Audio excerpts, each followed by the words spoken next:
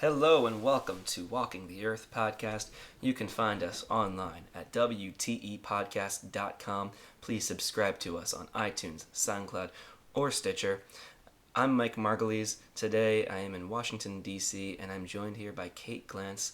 Kate, how are you doing? Welcome to the show. Thanks. Feeling great. Cool. And so, Kate, you are the founder of Heartfully, which is heartful.ly if you're looking for the URL for it. And essentially what your site does is you are helping couples who are doing wedding registries to, instead of taking, as your video was kind of saying, accumulating kitchen supplies and things they probably don't need, actually have their guests give them gifts towards a charitable cause somewhere in the world. And yeah, great pitch. yeah, my sales team. maybe. Which is awesome. I love it, and I guess I'm interested to know maybe, what inspired this? Inspired you to do this? Sure, I can tell you the story from where it all began. Yeah. Once upon a time. Take us back. All right, let's go. Should we do the Diddle-doo, like a Wayne's exactly. World. Yeah, perfect. I've always wanted to do that. So I was actually a Peace Corps volunteer in Tanzania Awesome. from 2008 to 10. And during one of our rainy seasons, we had this storm that was just, when the storms came, you would just stay inside and kind of wait it out. And like torrential downpour kind of thing. Torrential. Yeah. And monsoon. It was, exactly. And so you never really knew what you were going to get when you walked outside after. And unfortunately, we lost all of our school latrines in one storm. We didn't have electricity or running water in our village, so we had just like outdoor drop toilets. I like those actually, though. I kind of prefer those. They're better for you, yeah, actually. They're the crouch a little bit and. Really quick tangent. Bed Bath & Beyond sells something for people to squat now. Yeah, on you can their put it on top of. Yes, exactly. Yeah, I saw that. Yes. Well, you still have to like climb up to use it. Yeah, it's very awkward. Yeah. Anyway, so the latrines in the rural community in Tanzania where I was a Peace Corps volunteer were washed away. And it was actually like pretty tragic because if you don't have toilets for 500 kids, you can't have school. Right. And so school shut down because there were no facilities. And so I saw my community, they mobilized fast and they built these replacement toilets out of mud and thatch. But it was a short-term solution, maybe 4 to 6 weeks until they wouldn't stand any longer. And so I sat back and thought, there's really an opportunity here for me to play a role. And so I decided to write a grant through the Peace Corps grant program. And it was $3,000. That was it, to bring school back in session, build toilets. But my community back home, while they were very sympathetic, they didn't really understand, like, what's an outdoor latrine? Why do you need $3,000? Whatever. So basically, I decided to break it down into things like bricks, cement, unit costs, so that people could feel connected. Because it's honestly, like, who really feels connected to giving to a toilet? Right. And so this is a way for them to have, like, faces of students, actual items. And so at the same time, being a 20-something, a lot of my friends were getting married. And as I was surfing their wedding websites for the gifts that I needed to buy them, I thought, why can't I have a wedding registry for toilets? Right. And do this. Well, they have the Bed Bath & Beyond registries usually. You can get those toilet editions. Yes, exactly. But yeah, so that's sort of how the idea was born. Yeah. And I kind of, I have, the last several years I've been working overseas in DC in international development and sort of letting this idea simmer a little bit. I didn't know what to do with it. And finally, last October, I was ready. I picked it up and the rest is history. Yeah. Oh, that's awesome. Yeah. So this has been kind of stewing in the back burner of your of your brain for some time. Yeah, for like nearly 5 years actually. Yeah. And I think I didn't know how to make it happen, and it honestly took some life experience, continuing to work in development, seeing the things I didn't like that were happening, seeing the good things that were happening, and sort of figuring out how to bridge that gap and go at it in a better way. Yeah, that's awesome. So, like, did you have specific experiences that helped you to, like, I guess gain those skills and figure out how to do this? Yes, definitely. So my background is is sort of at the intersection of communications and development, specifically public health. And so I've always been faced with telling the story of what like these really smart doctors and scientists are doing things that like aren't in layman's terms when they say them. And so my challenge has always been to take what they're doing, the amazing things they're doing, and turn it into a story that the general public, that Congress, that whoever's giving us money cares about and understands. And so I think that there's a lot of those lessons and experiences that carry over into what I'm doing now, is creating a narrative in the wedding industry, which is a very noisy space. And although kind of charitable and socially conscious influences are entering it, it's still definitely a niche component of the market. Yeah. That's awesome. So you were able to, that's you're like a liaison kind of. Exactly, building the bridge. That's what I say. That's awesome. I think I find myself in that role sometimes too, and it's a good thing to do. It's a good skill, I guess, to be able to translate to layman's terms something that's maybe very technical and be able to make it accessible to people. I mean, it's a really good thing, and so it looks like you're now taking that to do something really nice, and it's like I think I was saying before, like the video you have really nails it, because I remember all these wedding registries, they usually are just things like how many kitchen knives do you need, and pots and pans and all this stuff, and it seems like I guess I'm gonna paraphrase the video, is instead of getting a bunch of stuff that you don't really need, you can have these gifts go towards people that really do need something. Exactly. So, I mean, I love to do the 30-second elevator pitch. Go for it, please. I mean, just to explain, you did such a great job. Please do. There's a few other details that might be interesting.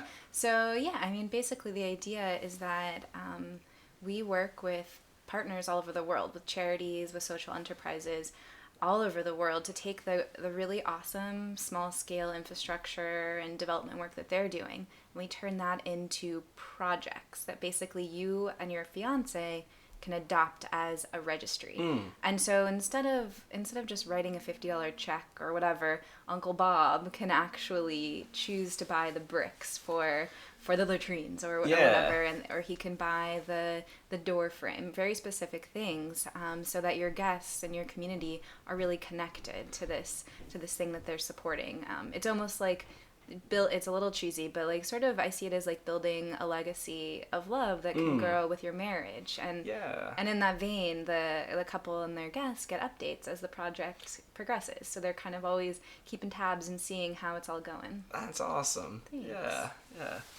And so you're, I guess everyone sort of, they contribute to a very specific, tangible thing. Exactly. So whatever you're paying for is, it's going towards the bricks you said, or the information, setting information to people, whatever it may be.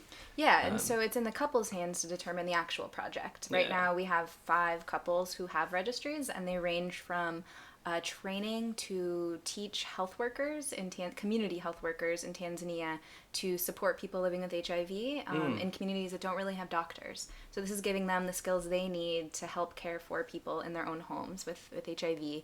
Another project, that's in Tanzania, another project in Zambia is bringing solar energy into rural schools, because most of the country doesn't have any electricity, and so it's an opportunity for kids. I mean, just the returns on improvement of health, of economics, all of it, education is so high when light is introduced into the home. So it really ranges the whole spectrum. We have a sports for development project where you can build soccer fields for vulnerable kids in Brazil. I mean, it's really, there's something for everyone. And then, like you were saying, the actual budgets of these projects are broken down into the gifts that the guests get to buy. That's awesome. And what's cool is that you kind of you have this network in place of these projects. Right. And so I guess you're saying you're launching this today. The project gallery. So someone can go and kind of see the projects and say, oh, this is the one. And it's good because someone may not even really know what what opportunities are out there, how they can help. And so then it's a way you're also just spreading awareness too. Definitely. And that's the big thing, is really normalizing, not just giving money, but also the just kind of raising awareness and in turn empathy for our neighbors all over the world. Empathy's a big one. It's very important. I think so. As much as we can love each other, we make the world a better place, I think, and empathy and compassion. We're all in this together. Yeah, absolutely. I mean, I'd love to hear more about you personally and your other, I know you've had a lot of travel experiences, of course, Tanzania. I'm like, I don't know, you have any good gems, stories, either from there or elsewhere, for that matter? Well, we have the story of the latrine disaster, but yeah, it's very glamorous. Oh man. I mean, ever since I was a little girl, I always sort of saw Africa as playing a big role in my future. My parents didn't really get why their Jewish daughter from Arizona was I'm a member of the tribe too. Yeah, hey, l'chaim. L'chaim. Yeah, How fitting, we got ourselves a beer here. Exactly. Thank you. Yay, cheers. They're like, what? So like from... So why was that? I don't know. It's so the way that I liken it, or like try to relate, is basically a guitar player. Okay. Doesn't necessarily know why he's compelled to play guitar, but he feels good and right and like complete when he's playing guitar. Okay. She's playing guitar, and that's sort of how I've always felt about like being in sub-Saharan Africa. Is like it's kind of where it's something where like passion originally outweighed any experience. But and so it was a big fear. I studied abroad in Cape Town my junior year of college, and I remember writing in my journal, what if this was all just in my head? Like, what if I get there? And I'm like, oh, actually? Nah. And fortunately, within like 12 minutes, I was like, yup, this is exactly where I'm supposed to be. Yeah. I relate actually to everything you're saying so much. Yeah, cool. For me, it was India. Oh, cool. But I've never been there. Yeah, it's an amazing place, but I very similarly to what you're saying, it was like it was calling to me. Mm-hmm. And I couldn't tell you why or anything specific. I didn't know anything about India before I went, really. But it was just, I just knew that was the place. And then similarly, when I got there, I was like, yep. Yeah, it was almost a relief being like, I did not waste, like, not waste, but like I didn't channel all of this energy. I mean, I have a degree in African studies. Okay. I only looked at colleges, much to my parents' frustration, that had strong African studies programs. And they were like, we are not paying for you to go to college to only get that degree. You need to get another one too. So I did poli-sci, which is equally and arguably... So you did a double major? I did. Oh, wow. Neither really were that useful in the long run, but they... You don't think that I guess the African studies stuff didn't... No, for sure. It definitely... I mean, I could tell you all the players in like the Mozambican independence movement, but maybe a little about game theory, but I don't think that the degrees I selected gave me like hard skills. If I were to have a to-do over, maybe I would have gone a different way. But it seems like you're doing fine for yourself now, though. Figuring it out. I'm a good schmoozer. Yeah. I can just convince people I know what I'm talking about. I mean, shit. Maybe. I don't know. I studied engineering, but here I am kind of See, if I had a to-do over, I would do that. Well, I did it. I think it was good for what it was for years, but, here I am doing podcasting and other little projects on the side and not necessarily directly applying engineering. But who knows? Maybe it'll come. It's good to have in the pocket, I guess. Exactly. So you've spent a lot of time in Africa then, not just in Tanzania. Probably over half of my 20s. Wow. I just can't get enough. Yeah. Wait, so how old are you now? Is that okay to ask? Am I not... Lady, never, no, I'm just kidding. I'm 29, look, okay. 25. Yeah. 21. Yeah.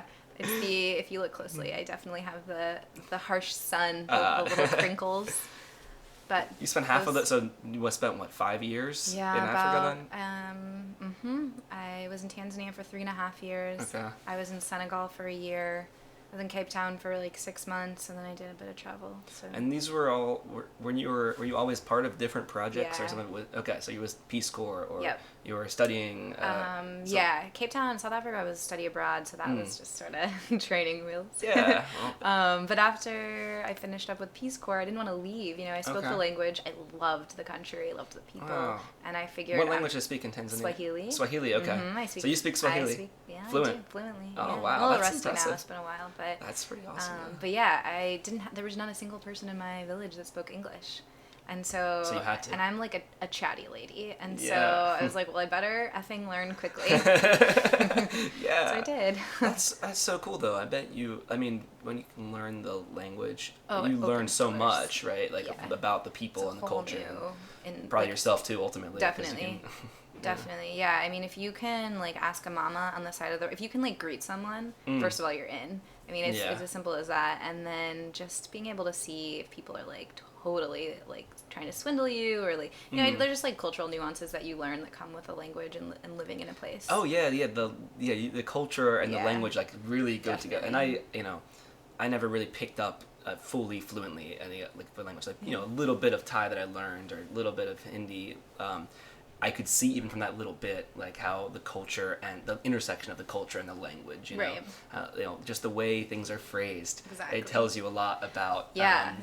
the culture. Yeah. Definitely. If you can get like put a little colloquialism in there, like say something sassy in another Yeah. language, oh my gosh, you're in. Oh yeah, yeah. The like negotiations for people trying to marry me were some of my favorite. Like what I would always say when people would like be like, I'll give you like 10 cows, or I'll give your dad 10 cows. I'm like, You had these conversations. yeah, That's awesome. yeah. And a lot of people will get upset, offended, kind of like be standoffish, and I kind of like dealing with things But if you say that are no, they uncomfortable get with humor. And so yes, I mean, you could walk away and nothing comes of it, and no one's gonna Right. like follow you and be like, take these cows. But I always saw it as an opportunity to show that like women can be strong and respond to these things. And so I would say, you know, if you have to ask how much I'm worth, you probably can't afford me. You would say this in Swahili. Yeah, of course. That's awesome. Or if they were like, you should be my like second or third wife, I'm like, do you even know what it would be like to have 3 of me and to have to have in your household? Dude, you don't even know what you're getting into. And then they would just laugh, and then we became maybe not equals, but at least the conversation changed, and we could have a real conversation and get past the like Yeah. the silliness that was disrespectful. I mean, So there's a lot of gender inequality, I take it. yes, absolutely, which is ridiculous because women are like head and heart of every household in Tanzania. Yeah, probably like places. everywhere. Probably Women everywhere. are probably smarter than men. Yeah, well, I'm not to argue with you on that one. Yeah, that's very interesting. So, so which things did you see that? I mean, so you're saying the women were like the hearts of the household, but like I guess they were women men just ran the show though, like on paper or whatever, or just In a lot of places, men hold the money. right. They're not always making the money, but they definitely control the purse strings in a lot of situations. And I mean, I can't speak to the whole country, but in my village, women were awake at 5, boiling water, sweeping the yard, getting the kids ready for school, cooking, and then as soon as the kids were off to school, they would be in the fields. Right. And then they would come home to make lunch, and and sometimes, and the men might be helping in the farms, but more often than not, they were just sort of hanging. So yeah, I mean, definitely the gender roles were skewed in like a ridiculous way, and so yeah, I mean, there's also a lot of unemployed youth, and so basically people aren't working in like traditional economies. It's a lot of informal economies where it's like farming for your food and to sell a little bit extra. So they're not like they're going to the office every day. Yeah, working a 9 to 5. Exactly. In a cubicle. Exactly. Women are working like a 5 to 10, 5 a.m. to 10 p.m. Yeah. No, that's interesting though. I bet it was very eye-opening to kind of. I mean, there's still inequality even in like in the U.S. too. Like, tons of it. Yeah. And I'm not like man bashing by any means. No, There's no, just I'm not saying it that way. gender roles that Yeah. are a little absurd. Yeah, what's nice, I think, in general, and not just with gender roles, but race and everything, we are, I think, moving in a positive direction in the world. I'd like to think that the world's moving in a good place. There's still, like, there's lots of types of inequality that still exist today. Yeah. I think there's, often there's an illusion of equality, because, like, like in America, like, everything's equal now, right? Everyone can vote. Definitely not. And then, it's not. It's kind of, Right. yeah, but I think we are moving in a positive direction. I think there's also just awareness. People know about the different inequalities that might exist, gender, race, whatever. And so with that awareness, I think we're starting to move the world forward in a positive direction, one step at a time. Well, I think technology is playing a really interesting part yeah. in making at least. Like you see people filming situations with police officers and there's like apps for reporting injustices of all kinds, and so I think it's a really interesting time to be using tech to illuminate injustices and hopefully correct them. I mean, in a way, that's what we're trying to do, is use technology to bridge the awareness gap. And I think that... Yeah, I agree with you. I think it's what's happening in the world today. Yeah, the internet has created this forum where any person now has a microphone, quite literally, Right. in this case. We do. Yeah. And there isn't as much control over information as there was, because any person can write on the internet, or they can make a podcast, or they can, Right. whatever your awesome. tool is.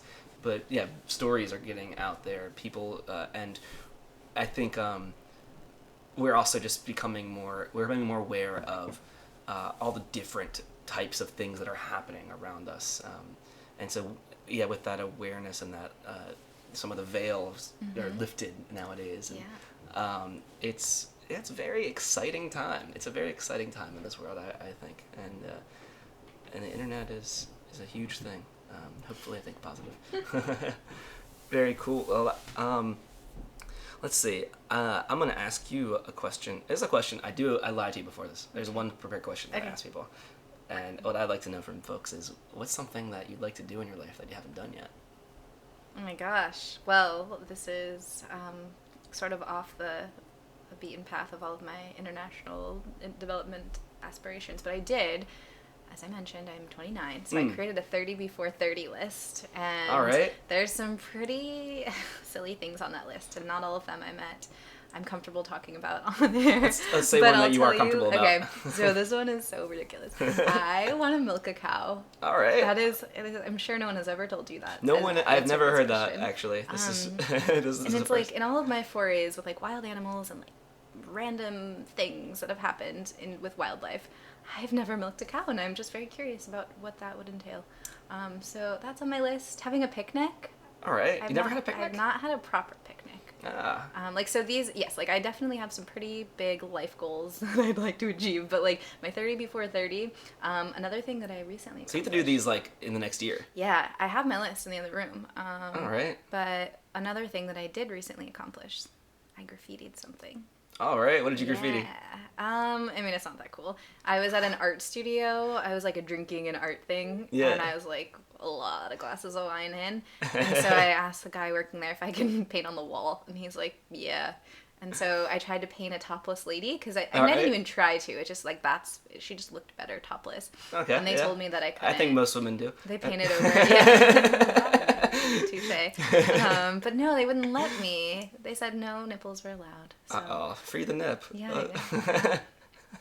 Is that a saying? Yeah, well, that's I guess there's some rallies sometimes, women who want the right to be topless, okay. because men can be topless, right? Like, yeah, totally. That's okay, but that sounds like a New York thing, not so much. Yeah, I don't know where. Or San Francisco. Yeah, I'm not sure where I heard it, but there's like rallies sometimes where women will go topless. And, okay, that's cool. More power to them. # free the nip. Yeah, totes. Oh, sweet. So maybe you'll, on your next trip to Africa, or maybe here too, find the cow. The cow's nip is free. I think that's a different 30 before 30. That's not on my list. Yeah. No, I think there's, going back to your question, there's a lot of things I'd love to see Heartfully through. I'd love for it to grow and to be a solution that I want, and so I'm hoping other people want it too. But I do see a second chapter as a social worker meets urban planner. I think that there's a lot of interesting work to be done in building equitable cities. Cool. And so that's down the line. So you're basically kind of seeing yourself continue kind of in the same vein that you're in now. Yeah, like it's a life of public service. With a lot of fun on the side. Yeah. Even though it is fun, but lots of silly adventures. Having fun is all, you gotta stay happy and Definitely. have fun yourself too. Yeah. Yeah, I know. So right now, like, this Heartfully, is this your full-time gig now? Are you doing this on the side? You're doing freelance kind of something? What's your how do you live these days? I live like a crazy woman. I live like a crazy person too. Yeah. No, it's good. And I'm self-funding everything right now. Yeah. So I'm basically full-time with Heartfully and also full-time at the Peace Corps. Okay. I work for the Peace Corps, and so ideally I will be transitioning full-time into Heartfully when I am funded. Yeah, so that's really cool though, because you've got your fingers in different ways of contributing. Yeah. I mean, the Peace Corps is a great mission. It's not like I'm going to work at like the office of supply factory every day. Like, at least I get to go and contribute to a mission that I love. Yeah. So I don't sleep that much, but otherwise. And so from here, what kind of work are you doing for the Peace Corps? Because usually here, people, when you're going out locally and working, I haven't heard this perspective actually. Working at headquarters? Yeah, at the Peace headquarters. Corps, it is so different. I do public affairs and marketing. Okay. So yeah, it's a completely different beast than being, barefoot in the chicken coop like I was back in the day. So yeah, no, it's great. Anything I can do to help encourage, a future generation of volunteers is time well spent. Yeah. So it's all good. And in the same vein as the information sharing, Yeah, exactly. Leveraging the internet. Exactly. Telling good stories that resonate with people. I mean, that's, at the end of the day, that's everything, is telling a good story. That's true. So no pressure, man. Yeah. No pressure to me either. Yeah, definitely. Yeah, really cool. It's been really cool to have a chat with you. Yeah, thanks for thinking of me. Yeah, absolutely. And so folks that are looking to get a wedding registry, they can go to Heartfully. So that's heartful.ly. And you will have, I guess, later today, by the time this episode's posted, it should be live. Yeah, I mean, it's live now, but you'll be able to explore all of the projects that we have to offer. Awesome. And find out if you're getting married and you want to support something, you have a whole selection to go through. Totally. Awesome. Well, thank you so much. Thank you. And for folks listening, you can hear more of Walking the Earth podcast if you subscribe to us on iTunes or SoundCloud or Stitcher. We're on Facebook and we're on Twitter at WTE Podcast. And of course, you can find all of this information at our site, WTEpodcast.com. And so for now, signing off from Washington, D.C., I'm Mike here with Kate, and we'll catch. How do you say goodbye in Swahili? Kwaheri. All right, I'm going to butcher that. Namaste. Bye.